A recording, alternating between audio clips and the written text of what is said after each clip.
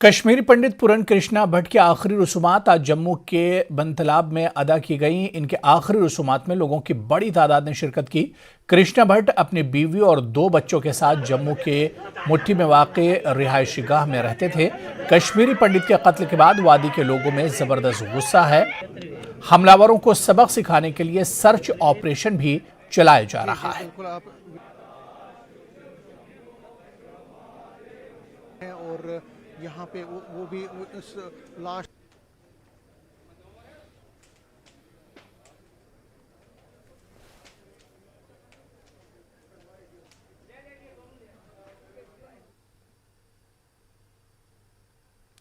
पूरन कृष्णा भट्ट की बहन नीलम भट्ट ने न्यूज़ 18 से बात करते हुए कहा कि कश्मीर में कोई भी महफूज नहीं है। उन्होंने कहा कि पूरन भट्ट की जिंदगी को खतरा था, लेकिन इसके बावजूद वो अपने आबाई वतन से मोहब्बत करते थे।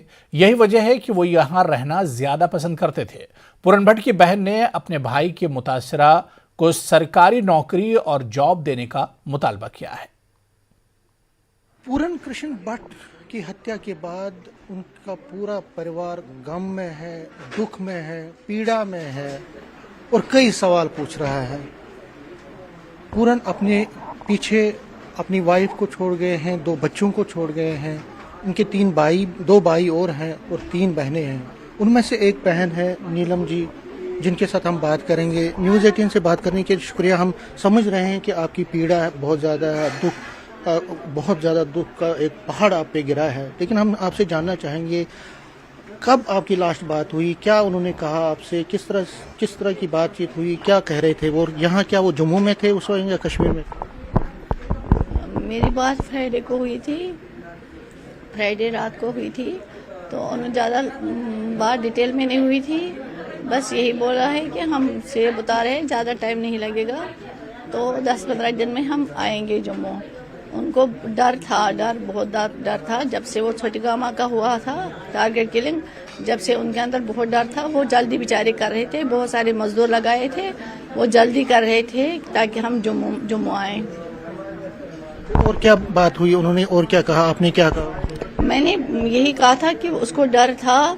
वहाँ जितने भी कश्मीर में हिंदू है उनको डर है, अभी भी जितने भी है उनको डर है, क्योंकि वहाँ लगातार टारगेट किलिंग हो रही है। तो उन्होंने यही बोला था, मैंने बोला था आप कितना टाइम लगेगा? मैंने बोला 1 हफ्ता लगेगा। बोला नहीं 1 हफ्ता नहीं, मुझे 15 दिन कम से कम लगेंगे, 15 दिन बाद में ज़रूर आ जाऊँगा। बस बोला था 15 दिन बाद में ज़रूर आ जाऊँगा। तो बस यही बात हुई थी। फिर मैंने बोला थक गया है, जाओ, दिन भर काम करता है तो अब सो जाओ। उन्होंने क्या कहा आपसे? उन्होंने बस यही कहा था मैं 10-15 दिन में ज़रूर आ जाऊंगा। वहाँ मैं मजदूर लगाता हूँ, मैं जल्दी काम खत्म कर रहा हूँ। अच्छा, उन्होंने ये कहा था कि मैं वापस आऊंगा 15 दिन, लेकिन वो पहले भी यहाँ पे आए थे, कुछ दिन के बाद ही वो चले गए थे। तो आपने उनको बोला था कि, क्योंकि हमने सुना है कि उनके बच्चे भी उनको कह रहे थे अभी मत जाओ। बेटी ने बहुत कंपेल किया था उनको, इस बार मत जाओ, मेरा दिल नहीं मानता, आप मत जाओ। बेटी ने बहुत बोला था। मैं डर गई थी, सपने वपने में मत जाओ बहुत बोला था। उसने बोला मैं जाऊंगा बस 1 हफ्ते में। बेटी को बोला था बस मैं 1 हफ्ते में वापस आ जाऊंगा, आप टेंशन मत ले लो, मैं 1 हफ्ते में वापस आ जाऊंगा। अच्छा। बेटी ने बहुत किया था कि अब की बार मत जाओ।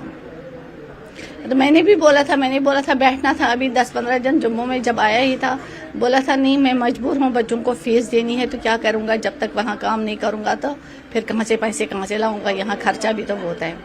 अब आप मतलब आपकी जो फैमिली है वो जो वहाँ पे व्यवसाय, अब वो कुछ नहीं करेंगे, आप जाएंगे नहीं? अब जाएंगे ही नहीं सर, कोई नहीं जाएगी। इतना तूफान हमारे ऊपर इतना तूफान टूट पड़ा है तो क्या कैसे जाएंगे सर, कैसे जाएंगे? मकान है, बड़ा बाग है, बागों में ढेर लगे हैं सेबों के, सब छोड़ रहे हैं।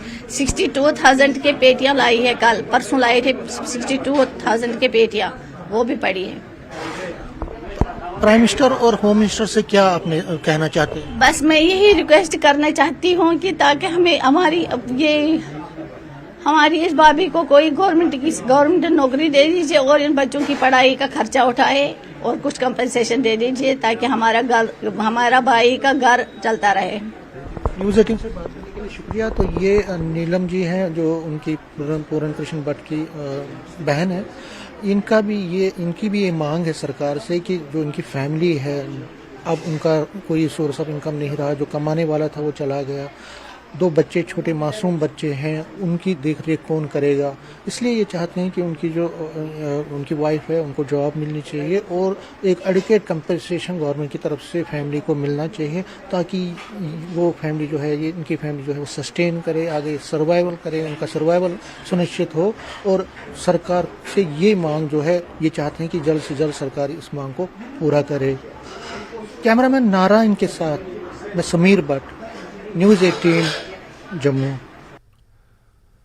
पनून कश्मीर के कन्वीनर डॉक्टर अग्निशेखर ने मरकजी हुकूमत पर जोर दिया है कि वो पाकिस्तान से होने वाली दहशतगर्दी के खिलाफ सख्त मौक़िफ़ अपनाए। उन्होंने ये भी कहा कि अब वक्त आ गया है कि हुकूमत वादी में कश्मीरी पंडित बिरादरी के लिए एक अलग होमलैंड बनाए। की हत्या के बाद पूरा कश्मीरी विस्थापित समाज गुस्से में है, दुखी है और सरकार से कई सवाल पूछ रहा है। इस पर बात करने के लिए हमारे साथ हैं पनून कश्मीर के सीनियर लीडर और कन्वीनर डॉक्टर अग्निशेखर। डॉक्टर साहब, फिर एक हत्या, क्या कहेंगे? मतलब कब नहीं हमने कहा फिर एक हत्या, हर हत्या फिर एक हत्या होती है और ये 35 साल से लगातार जारी है। और ये जो कल पूरन भट्ट की हत्या की गई है, उस कड़ी में जो हमारे साथ जिनोसाइड हुआ उसकी एक अंतिम और ताज़ा तरीन कड़ी है। और ये कोई नहीं कह सकता है कि ये अंतिम होगा, क्योंकि सरकार के पास इस सब को टैकल करने की हमको लगता है कोई ठोस पॉलिसी नहीं है। और जो ठोस पॉलिसी नहीं है तो उसमें जो कोर इशू इस समस्या का है वो है कश्मीर में चल रहा जिहाद। उसे जिसे आप मिलिटेंसी कहते हो, मिलिटेंसी नहीं है, न ये टेररिज्म है, ये जिहाद है भैया। ये एंटायर जो इंडियन स्टेट के खिलाफ उसको डिसइंटीग्रेट करने के लिए, उसको निज़ाम मुस्तफ़ा में बदलने के लिए एक जो चल रही है वहाँ मुहिम, जिसे पाकिस्तान कर रहा है वो हम सब जानते हैं। लेकिन उसके टारगेट पे वहाँ का हिंदू है, वहाँ का सिख है, यानी डोगरा हिंदू है जो वहाँ जाके काम करेगा, या अब डिफरेंट स्टेट से लोग जाते हैं वहाँ काम, वो भी सारे हैं। तो जब तक आप कोर इशू को नहीं करेंगे एड्रेस, तब तक ये होता रहेगा। अब कोर इशू के लिए हम सरकार से ये बार बार, आपने यहाँ भी सुना, सब लोगों से बात की कि जब तक आप इसको जेनोसाइड नहीं मानते हैं, पार्लियामेंट में कानून नहीं ले आते हैं, तब तक आप इसको निपटारा नहीं कर सकते। क्योंकि हमारे कानून, जो भारतीय कानून व्यवस्था है, उसमें जेनोसाइड को टैकल करने के लिए कोई कानून नहीं है।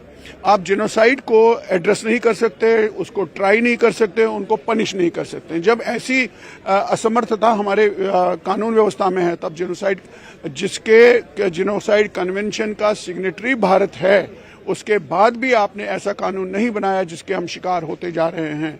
और दूसरी बात यह है कि आपने देखा लोगों में गुस्सा है। अभी माननीय होम मिनिस्टर आए थे, उन्होंने नाम तक नहीं लिया कश्मीरी हिंदुओं का, और वो एक कश्मीरी हिंदू शहीद परिवार के पास नहीं गए, जबकि औरों के पास गए। हम नहीं कहते कि नहीं जाना चाहिए था, जाना चाहिए था, लेकिन क्या हम अनवांटेड सिटीजन्स हैं इस देश के?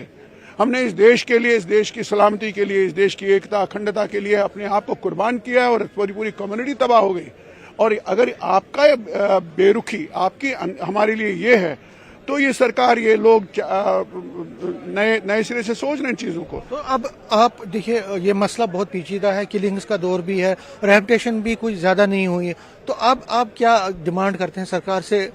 देखिए, हम वही डिमांड करते हैं जो हमने 32 साल 35 साल, अब पॉसिबल है ही नहीं कि कश्मीर में को एग्जिस्टेंस जिसे आप कहते हैं, तथाकथित कश्मीरियत, भाईचारा, ये कहने की बातें हैं, ये एग्जिस्ट नहीं करती हैं।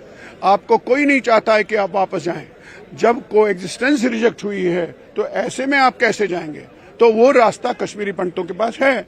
हम कहते हैं कि कश्मीर को डिवाइड करो, कश्मीर के अंदर एक चंडीगढ़ बनाओ, एक यूटी कश्मीर के अंदर परमानेंटली क्यों नहीं बने, जहां हम आप कह सकें। तो ये थे पनून कश्मीर के डॉक्टर अग्निशेखर। ये कह रहे हैं कि कश्मीर में जिस तरह के हालात हैं, जिस तरह के वातावरण है, ये कश्मीरी पंडितों के लिए बहुत ही चिंताजनक है, बहुत प्रॉब्लम है वहाँ पे। और इसीलिए ये फिर एक बार डिमांड करते हैं कि कश्मीर में अलग से सेपरेट होमलैंड का क्रिएशन होना चाहिए, जो चंडीगढ़ तर्ज पर एक यूटी वहाँ कश्मीरी पंडित के लिए बने, ताकि जो मसला है ये पूरी तरह से हल हो और जो कश्मीरी पंडित है वो पूरी तरह से वहाँ पे रिहेबिलिटेट हो पाए। कैमरामैन साहिबा भट्ट के साथ में Sameer Bhatt, news 18 Jammu. Divisional commissioner Kashmir ने इंदिरा नगर मंदिर का दौरा किया। इस मौके पर उन्होंने श्रीनगर में मौजूद पीएम पैकेज के मुलाजमीन से मुलाकात की और इनकी मुकम्मल हिफाजत को यकीनी बनाने की बात की। डिविजनल कमिश्नर कश्मीर ने पूरन कृष्ण भट्ट को याद किया और इन्हें खिराज अकीदत पेश किया।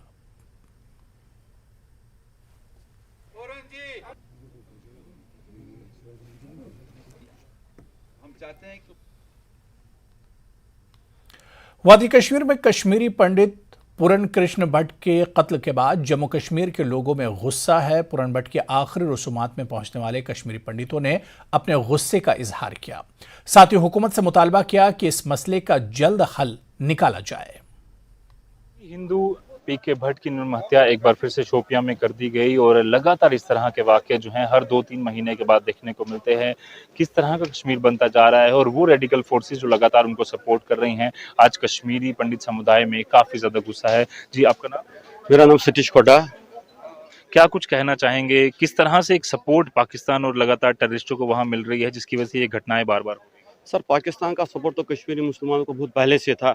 अगर 1370 से देखा जाए तो मुस्लिम फंडामेंटल जितने भी फोर्सेस है वो कश्मीर में हमेशा एक्टिवेट रही है। हिंदुओं का नरसंहार तब भी हुआ था, आज भी हो रहा है। तो मैं अभी हमारे राहुल भट्ट जी की हत्या हो गई थी 12 मई को। तो हम जितने भी कश्मीरी पंडित समुदाय है हम अभी असहाय है, हमारा कोई सुनने वाला है नहीं।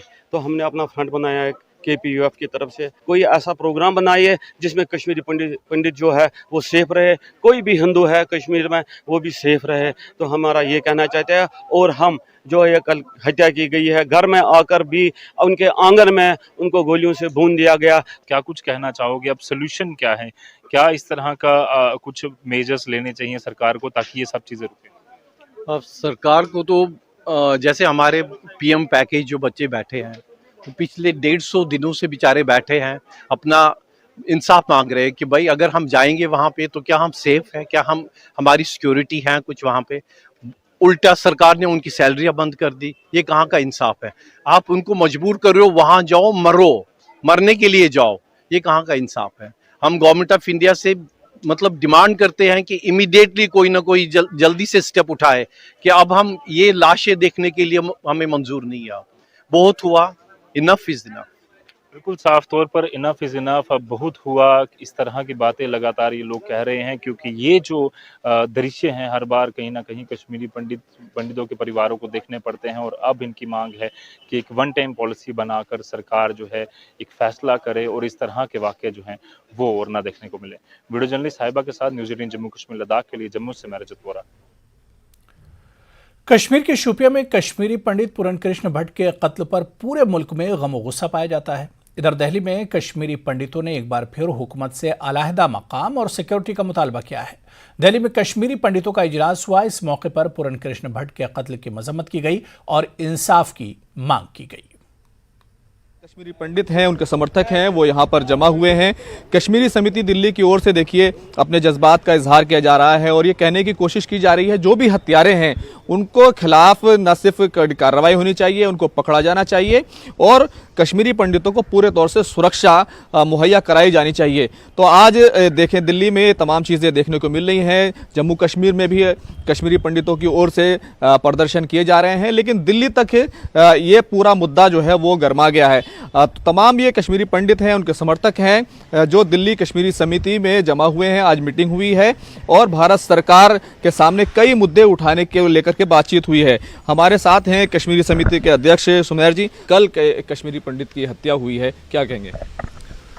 पहले तो मैं भारत सरकार को पिछले 33 साल से यही मांग कर रहे हैं कि वहाँ पर जब तक एक ऐसी सुरक्षा का माहौल और कश्मीरी पंडित के पुनर्वास के लिए कश्मीरी पंडित के लीडरों के साथ बात की रोड मैप अगर हमारे साथ नहीं ये साझा किया जाए तब तक हमारे लिए वहाँ पर जाना नामुमकिन है। क्योंकि आज भी देखोगे 33 साल से कश्मीरी हिंदूज के साथ जेनोसाइड हो रहा है और कल की हत्या इसकी निंदा करते हैं। और कश्मीर समिति दिल्ली कश्मीरी हिंदुओं को जो आज 33 साल से वो इंतज़ार कर रहे हैं कि उनके साथ भी न्याय हो, आप फिल्म को प्रमोट किए, बहुत अच्छी बात है। थोड़ा सा कश्मीरी हिंदू भाइयों पर भी ध्यान दें उनको भी लगे कि हाँ उनको भी अब देखने वाली सरकार है, इतने सालों तक नहीं देखा गया। से रक्षा मंत्री जा रहे हैं, वहाँ गृह मंत्री जा रहे हैं, जो टारगेट किलिंग हो रही है ये वहाँ की बौखलाहट है। ये एक्चुअली बौखलाहट वहाँ पे आई हुई है, क्योंकि ये उम्मीद ही नहीं थी। जो वहाँ इनकी मतलब 3 परिवार चला रहे थे, वहाँ पे 70 साल से चला रहे थे वो, अब उन परिवारों की ज़मीन खिसक गई है। हम ये नहीं कह रहे हैं, इसलिए वहाँ जो बौखलाहट है वो बौखलाहट निकल के आ रही है, जो मेरी टारगेट किलिंग हो रही है।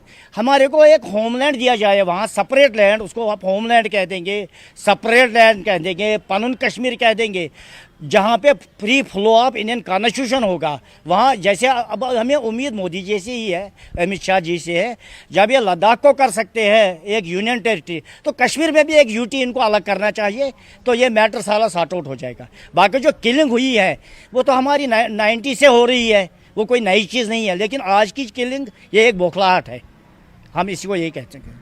तो देखिए इस तरीके से ये तमाम जो लोग हैं वो ये मांग कर रहे हैं कि उनके लिए सेपरेट लैंड दिया जाए, और जिस तरह की किलिंग हो रही है वो क्योंकि आतंकवादी बौखला गए हैं इसलिए ये तमाम किलिंग हो रही है। सब लोग ये चाहते हैं कि कश्मीरी पंडितों की वहां पर को जो है सुरक्षा व्यवस्था जो है उसकी मजबूत होनी चाहिए। कैमरामैन अनिल के साथ खुर्रम शहजाद, न्यूज़ 18 दिल्ली।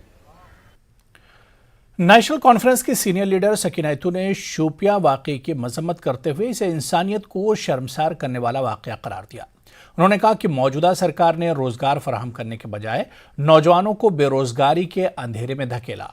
हल्का इंतखाब देवसर के नगीनपुरा में आज पार्टी का वर्कर्स कन्वेंशन मुनक्किद हुआ, जिसमें member parliament Hasnain Masoodi, senior leader Peerzada Ghulam Ahmad Shah, Peerzada Firoz Ahmad, Safdar Ali Khan के अलावा दीगर लीडरान मौजूद थे, जिन्होंने पार्टी को मजबूत बनाने पर जोर दिया। शुपियान में इंसिडेंट हुआ, एक हमारा कश्मीरी भाई, बहुत दुख होता है क्योंकि लोग बड़े दावे करते हैं कि जम्मू कश्मीर में अब हालात ठीक है, लेकिन रोज हम 15-20 दिन के बाद किसी न किसी मासूम की हत्या देखते हैं, किसी मासूम का कत्ल देखते हैं। तो मैं इसकी बिल्कुल मजम्मत करती हूँ, कंडेम करती हूँ कि जो कश्मीरी पंडित कल वहाँ पे शुपियान में जो इंसिडेंट हुआ है, पूरे जमात की तरफ से, हम सब की तरफ से हम इस चीज़ को कंडेम करते हैं, और इंशाल्लाह उम्मीद करते हैं कि जो लोग दावा करते हैं कि हालात ठीक हों और यहाँ पे मासूम लोगों की जो हत्या होती है, बेगुनाह लोगों का जो कत्लेआम होता है, उसको जल्द से जल्द बंद किया जाए ताकि लोग यहाँ आसानी से घूम फिर सकें। और जहाँ तक लोग बड़े दावे करते हैं कि हमने काफ़ी कुछ कश्मीर में ठीक किया है, चाहे वो डेवलपमेंट की बात हो, चाहे वो रोज़गार की बात हो, चाहे वो हालात की बात हो, लेकिन जहाँ हम रोज़ देखते हैं हालात वैसे के वैसे हैं। दिन भर हर दिन में हालात और ख़राब होते हैं, बेरोज़गारी और बढ़ती है, हर रोज़ लोगों को निकाला जाता है बजाय इसके कि नए लोगों को अपॉइंट किया जाता है। RET स्कीम को बंद किया गया। बांडीपुरा का सरहदी इलाका गुरेज पन बिजली से महरूम है। इलाके को शाम और सुबह के वक्त चंद घंटों के लिए जनरेटरों के जरिए बिजली फराहम की जाती है। ताहम खुशाइन बात यह है कि गुरेज के लिए NHPC किशन गंगा डैम के पास ही 2 मेगावाट के करीब पावर प्रोजेक्ट तामीर कर रहा है, जिसके बाद गुरेज को अगले साल इस प्रोजेक्ट के जरिए बिजली मिलने की उम्मीद है। दूसरी जानब बांडीपुरा से गुरेज तक बिजली की तरसीली लाइन बिछाने का काम भी जारी है और कुछ रोज पहले त्रागबल तक इस लाइन के जरिए बिजली बिछाकर इसका कामयाब टेस्ट भी अंजाम दिया गया। मकामी लोगों ने गुरेज के लिए पावर प्रोजेक्ट तामीर करने पर LG इंतजामिया और DC बांडीपुरा का शुक्रिया अदा करते हुए कहा कि गुरेज, बख्तूर और तुलेल ब्लॉक को मुकम्मल तौर पर प्रोजेक्ट से बिजली फराहम की जाए। जबकि DC बांडीपुरा डॉक्टर अवैस अहमद का कहना था कि इस प्रोजेक्ट को मुकर्ररा वक्त पर मुकम्मल करके गुरेज में बिजली के मसले को हल किया जाएगा। हाल में जो हमारा पावर प्रोजेक्ट से 2 मेगावाट मिला है, इसका हम गवर्नर साहब और DC साहब का शुक्रिया अदा करते हैं। 1000 बार इनका शुक्रिया अदा करते हैं। लेकिन साथ साथ एक हमारी बड़ी गुजारिश है कि सुनने में आया है कि ये बख्तूर ब्लॉक के लिए नहीं है। मैं एक बार गुजारिश कर रहा हूँ फिर गवर्नर साहब से और DC साहब से कि हमारा जो इलाका है, हमारा जो ब्लॉक है, ये नज़रअंदाज नहीं होना चाहिए। गुरेज एरिया में हाल ही में जो 2 मेगावाट पावर प्रोजेक्ट बन रहा है, इसके लिए मैं लेफ्टिनेंट गवर्नर साहिब और DC बांडीपुरा का तहे दिल से शुक्रिया अदा करता हूं। और ये तीनों ब्लॉकों में ये पावर जो है मैसर होना चाहिए। ब्लॉक तिलेल, ब्लॉक गुरेज और ब्लॉक बख्तौर में। गुरेजी साहब के टाइम पे हमें ये वादा किया गया है कि ब्लॉक बख्तौर के लिए ये पावर प्रोजेक्ट जो 2 मेगावाट है ये तो बिल्कुल मैसर किया जाएगा, और जब तक ये काम फिनिश ना हो मैं गुजारिश करना चाहता हूँ एलजी साहब और डीसी बांडीपोरा से, जब तक ये काम मुकम्मल न हो तो इस काम में रुकावट नहीं आनी चाहिए। वहाँ पे एनएचपीसी लोकल गुरेज के लिए अराउंड 2 मेगावाट का ये पावर प्रोजेक्ट है, उस पर काम कर रहे हैं।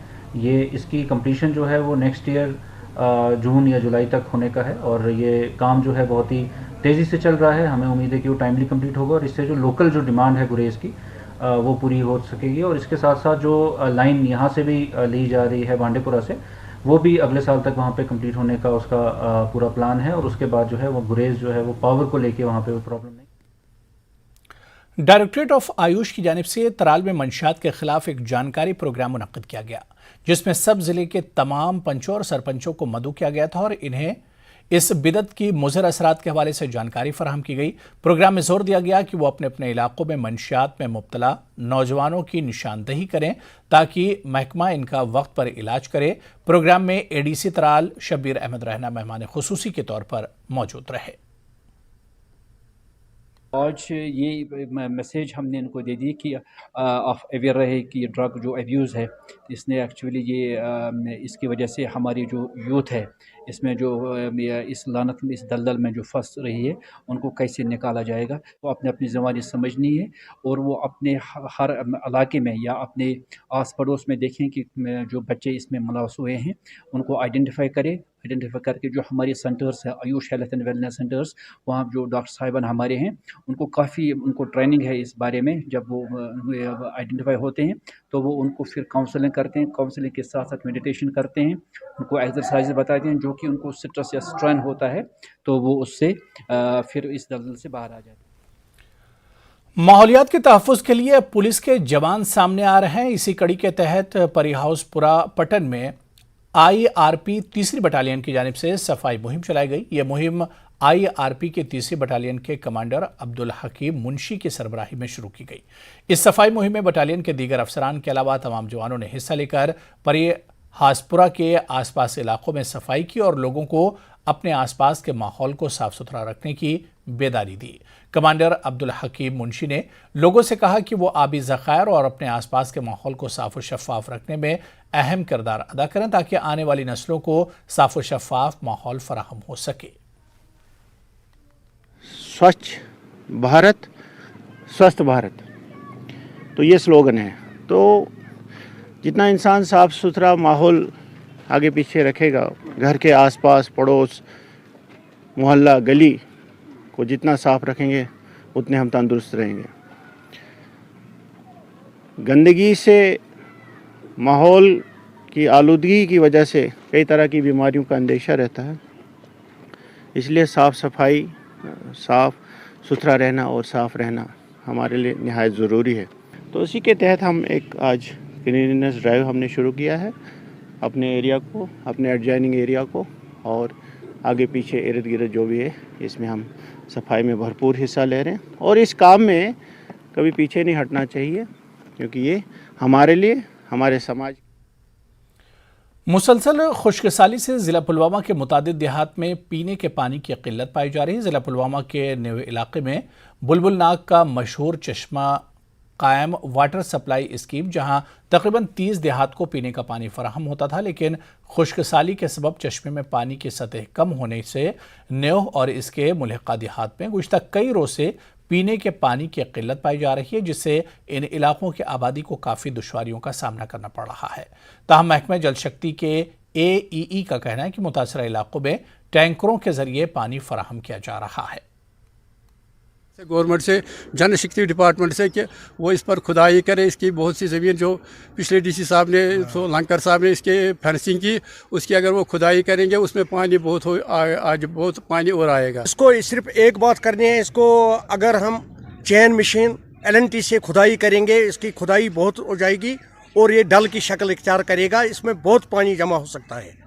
1 लाख गैलन कैपेसिटी का, तो वही हम गाँव को देते थे इंटरमिटेंटली पानी। तो चूंकि इस वक्त उसमें पानी की लेवल कम हो गई है बुलबुल नाग में, तो इसी की वजह से ये एरिया ज्यादातर इफेक्ट हुआ है। अब मैं कल अलॉन्ग विद माय जेई और फील्ड स्टाफ साहब हमने किया है, हम उसका कर रहे हैं, कुछ ना कुछ उसमें हम करेंगे ताकि इस इलाके में